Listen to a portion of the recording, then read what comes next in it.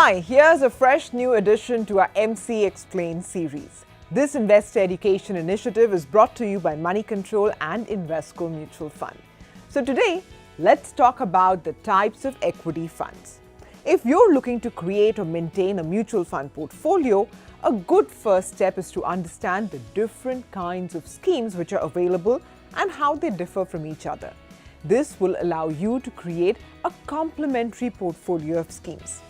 So now most of us are familiar with the bigger mutual fund categories of equity and debt and fixed income, right? But did you know that there are actually 5 formal categories of mutual funds as defined by the market regulator SEBI? The biggest, of course, are equity and debt, but besides this, there is the hybrid category, which is gaining prominence now. And this is basically a set of funds which have components of both equity and debt, and hence the name hybrid. Of course, these components are in varying proportions according to different risk profiles, and it also includes the arbitrage fund. The 4th category is solution-oriented, which houses the retirement and the children's savings fund. And the final category is simply called others, but this houses the passive funds, so all your ETFs, index funds, fund of funds will all be housed here. So today, let's talk about the types of equity funds which are available to you as an investor. But before we talk about the 11 types of equity funds, yes, there are 11, let me just lay out the concept of market cap, which will be used to define a lot of these schemes.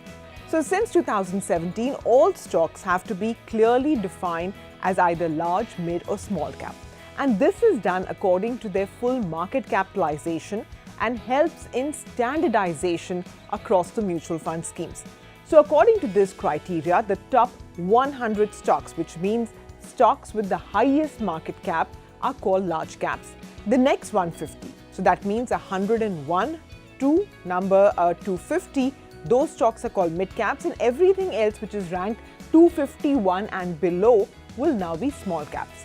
This list of stocks is updated and released by the Association of Mutual Funds of India twice a year, at which time all the mutual fund schemes must align their investments according to the new list. I should also add that besides the SEBI-defined criteria, all of these funds may also hold some amount of cash or cash equivalents, so that goes without saying, right? So let's start with the types of equity funds. The first category is large cap funds, which must invest a minimum of 80% of the scheme's assets in large cap stocks or the top 100 stocks. The remaining 20% can be invested either in large, mid or small caps. So here, the main chunk, which is 80% large caps, will provide the stability, while a mid or small cap exposure may help with the requirement of delivering a bit of alpha or outperformance without significantly increasing the risk level. The second type is mid-cap funds, which must invest a minimum of 65% in mid-cap stocks, or those stocks which are ranked 101 to 250. Here, 65% mid-cap exposure will retain the flavor of the fund, while the remaining can be invested in either large or small cap stocks. Alternatively, fund managers can also have more than 65% in mid-cap stocks. It all depends on what is their investment thesis. Here, having some large cap exposure will naturally add a bit of stability to the portfolio, while having some more small cap stocks may lend to having more alpha. The third type is the small cap fund, which, as the name suggests, must invest a minimum of 65% in small cap stocks, or those stocks which are ranked 251 and below.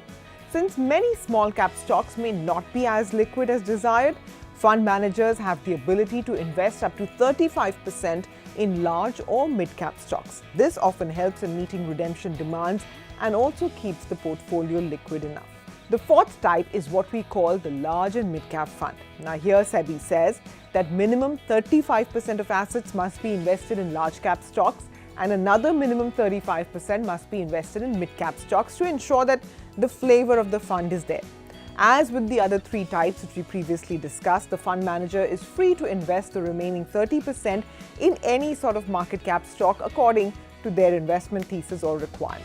The next is multi-cap fund, which must invest a minimum of 25% each in large, mid and small cap stocks. So that takes care of 75%.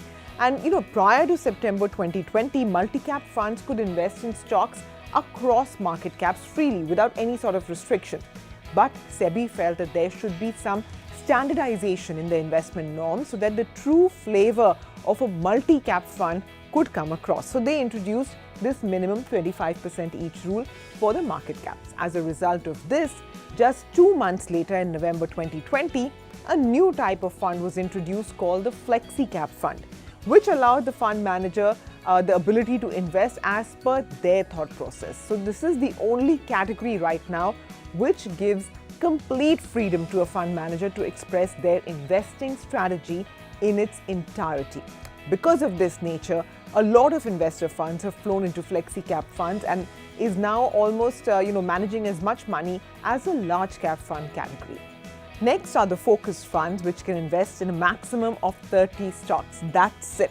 You can't exceed the number of stocks here, but within that list, a fund manager can invest across market caps as long as they maintain minimum 65% exposure in equity and equity-related assets. This fund is generally considered to be a selection of the fund house's top conviction stocks and is more concentrated in nature than any other scheme available.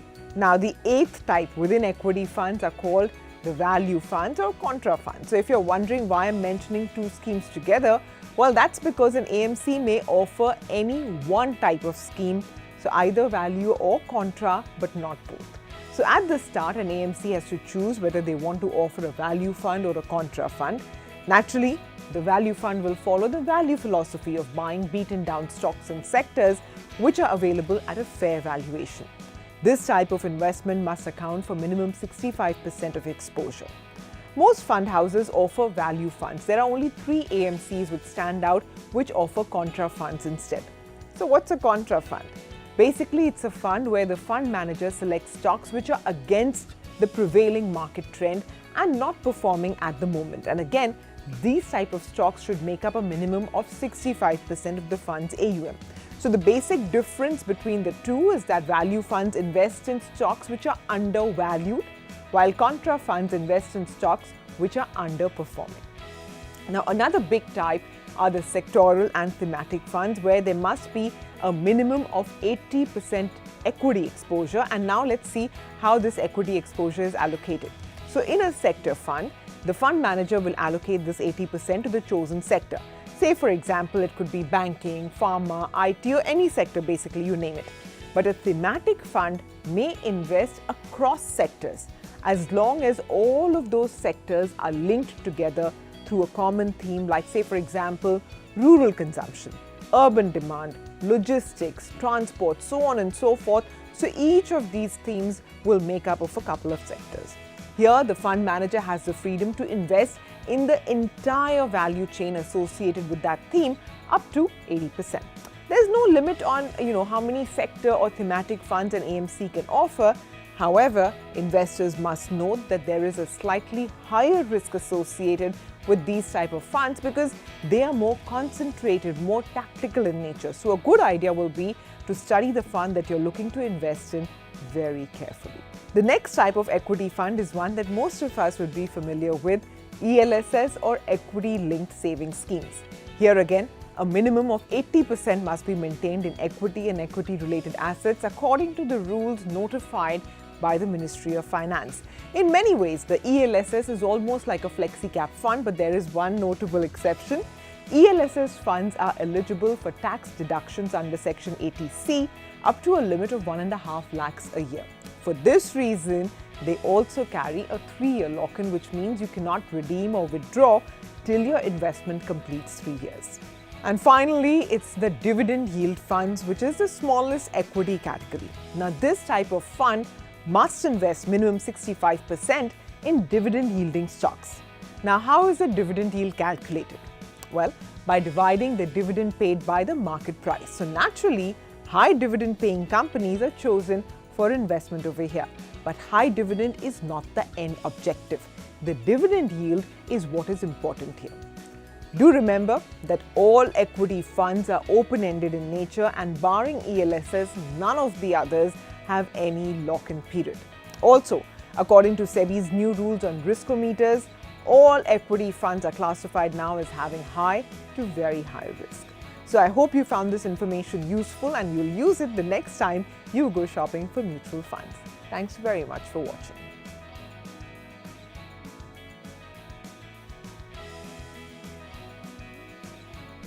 Mutual fund investments are subject to market risks. Read all scheme-related documents carefully.